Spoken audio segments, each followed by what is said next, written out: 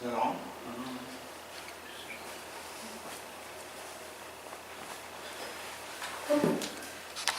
It always amazes me how people are experts at something. Especially those that have near-death experiences, they become experts on life.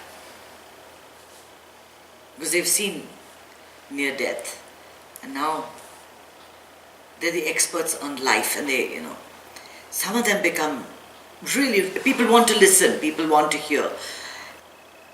People that are the self-styled experts, the toppers, you have to be a little bit wary of them. Watch out for those people that say, oh, I know everything. This is my field, this is what I do. So you're the computer expert till someone hacks you. And then the hacker is the expert of the computer until a new system is built, which he can't hack yet.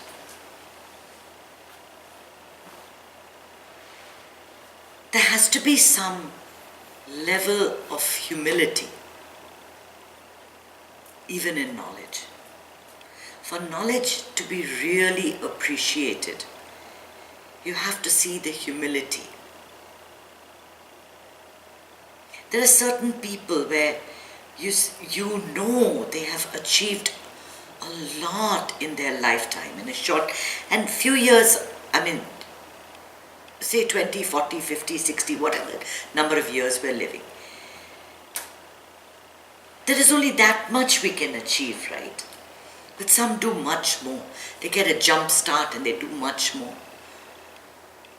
But they have that attitude that they're still learning, that they don't know anything.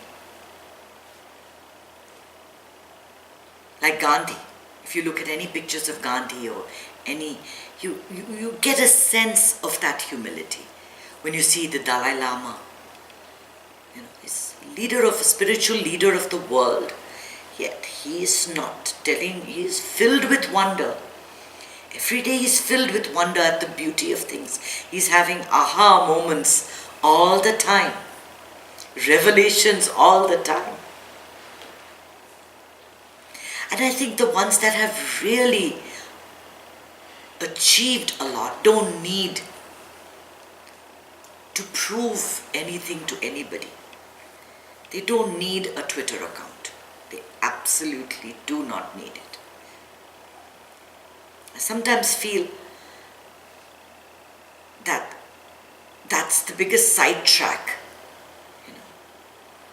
We get our 2-minute bit of news, a little about this, a little about that, a little about that.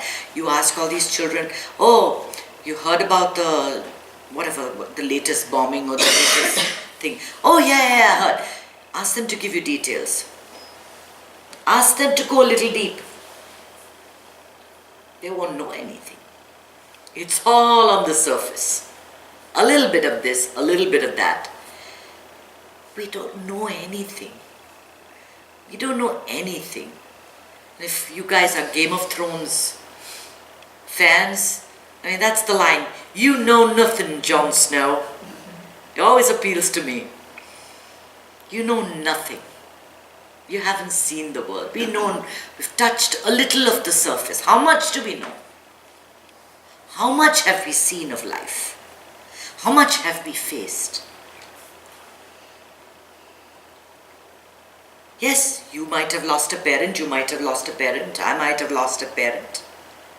But I see the world through my eyes, through my body, through my experiences.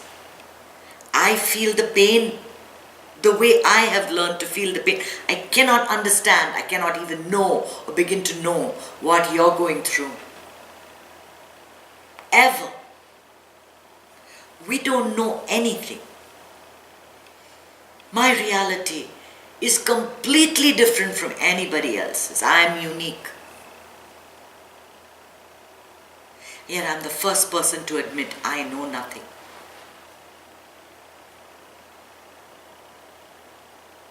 Many people that you go to and say, oh, I I run meditation groups. Oh, I've been meditating for years. I said, which would you follow? Oh, I used to do it.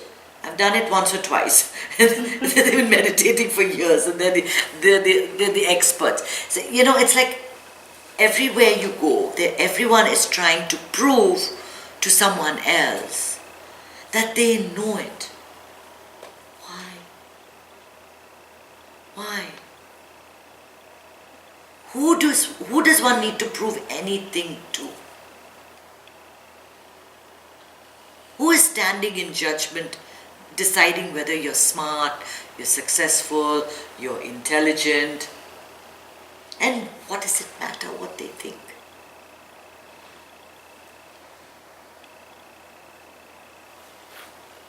It doesn't matter at all. They can think whatever. You know nothing. We know nothing of the world. We know nothing about what reality is. We know nothing about the truth. We don't know why we're here. First of all, if one person can tell me why they're on this earth, I'll say they know something. Do you know why you're here? Humanity, to give back, to help people, to give back. To be happy. To be happy. I don't know if I'm here. To Sometimes enjoy I wonder if I'm really here. Exactly. It could be a dream, right? It could be this incredible dream. Right. Actually, your phone vechindrukella, Sunir is going to text you. Me? Yeah. That's probably the call that came. Yeah. So, we don't know even the basic question. What are we doing on this earth? Yeah, to be happy, sure.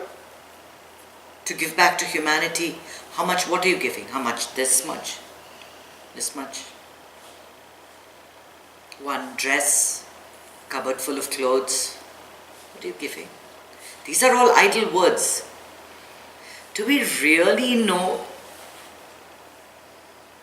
why we're here? Can anyone answer it? Nobody knows. Ultimately, nobody knows. And we're all pretending like we know this, we know that, we've learned this, we've learned that. We've moved from, yes, there's been a lot of advancement. There's been a lot of science. They've understand many things about the body. But can they create one? Do they really know? A real working body? Using their own stuff, not stuff that was done previously. I mean, this stuff that we have has been, the previous creator used stuff to build this. Let them start from scratch and create a body. Is that possible? Is that even possible? No, because the body is perfect. Not really, but it's getting there. But it's a mystery. It's such a mystery. There's so much within this body that we don't know nothing about. So many little secrets. Yes, they cut your leg and they tie that meniscus or whatever stuff they do. Take a piece here and attach it here. And then you something happens inside. There's this healing that's going on inside. And it's just, how does that happen? How does that even happen? We know nothing. We know nothing about how anything works.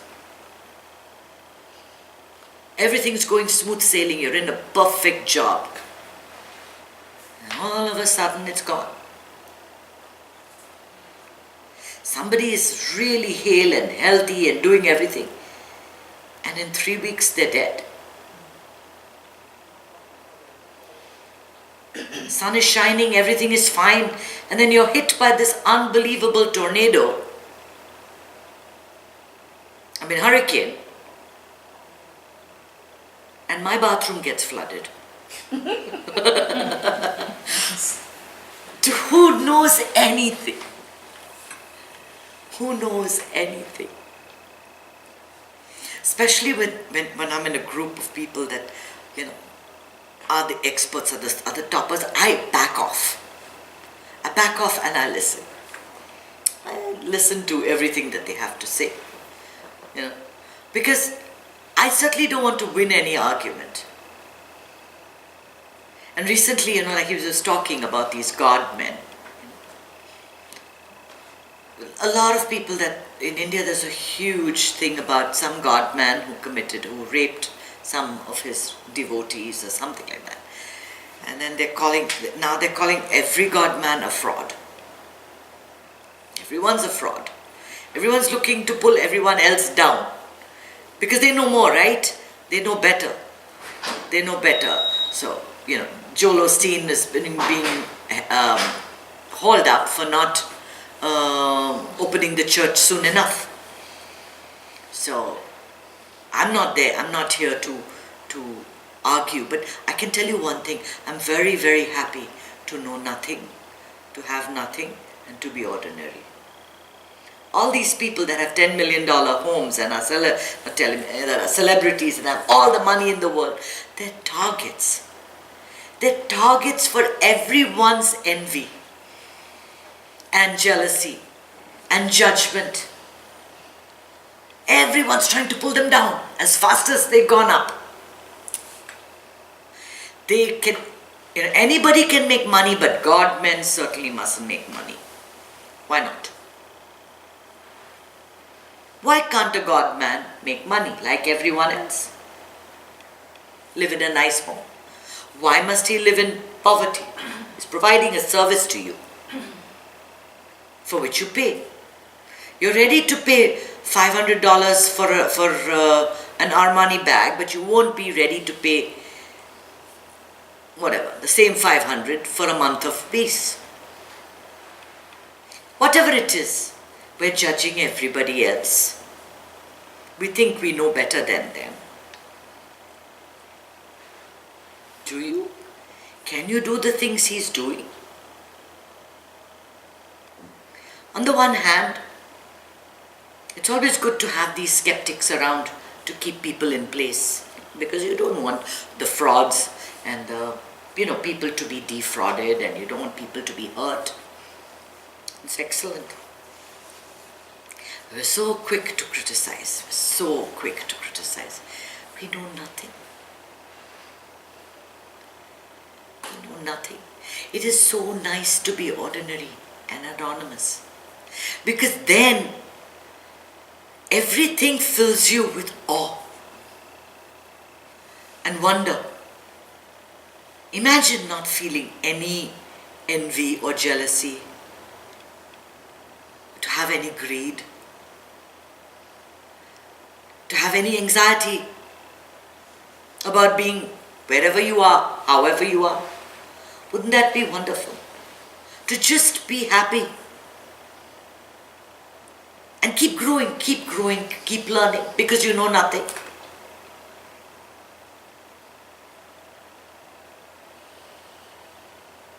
When you know everything, that's when you stop reading, you stop learning, you stop going to college, you know everything.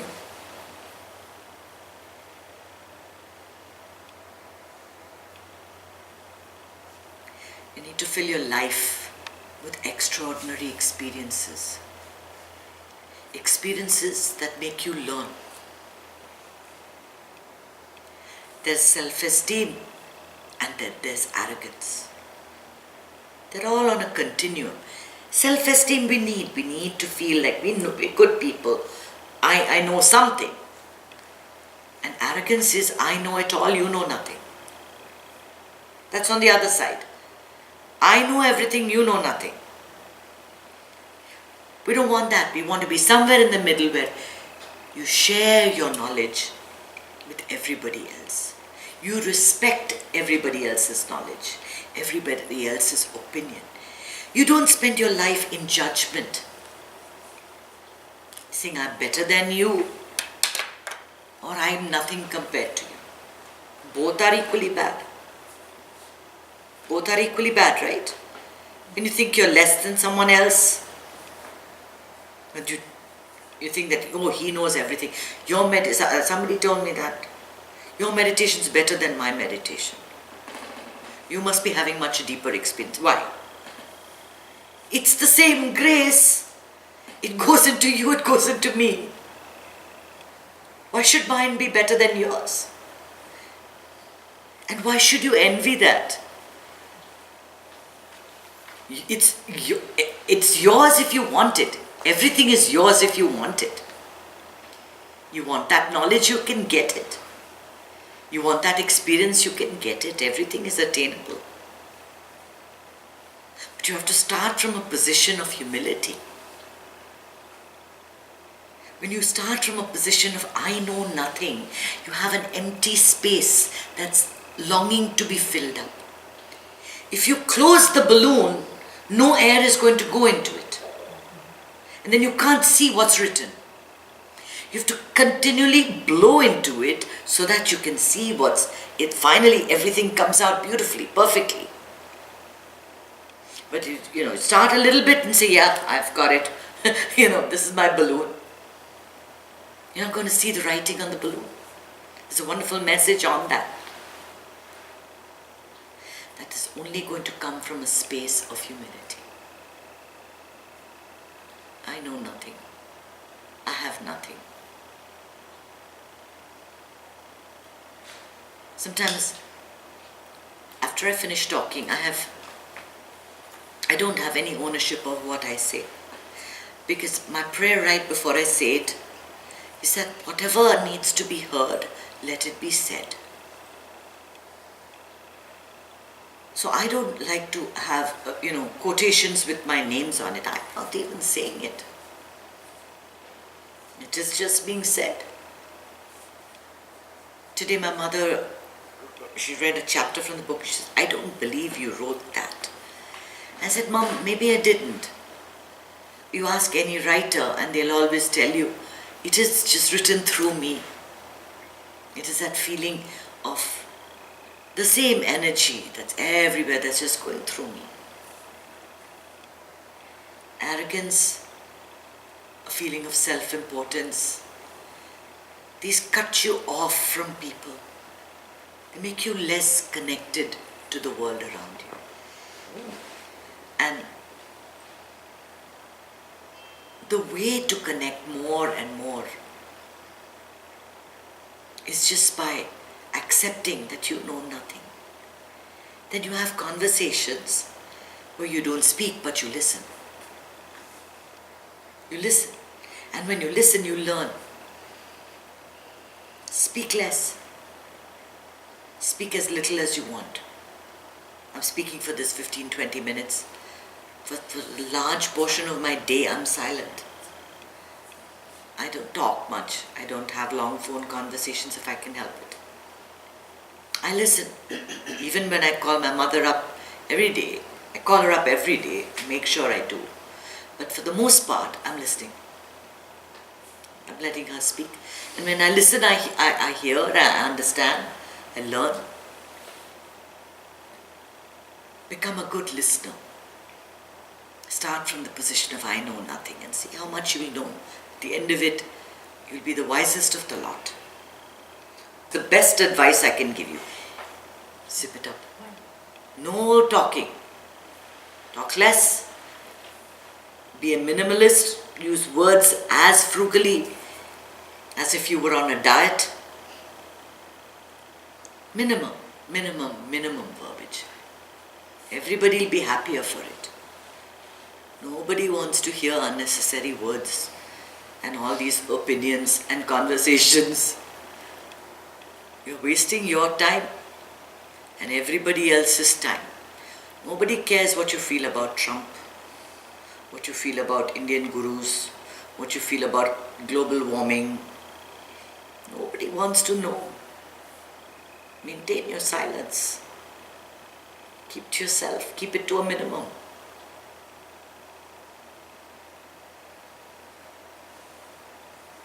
So basically the bottom line of this message is shut up. I'm just kidding. Put a zipper. Put a zipper. Put a zipper. It's a good thing. Become a listener. Become a listener. See how much that can change your life.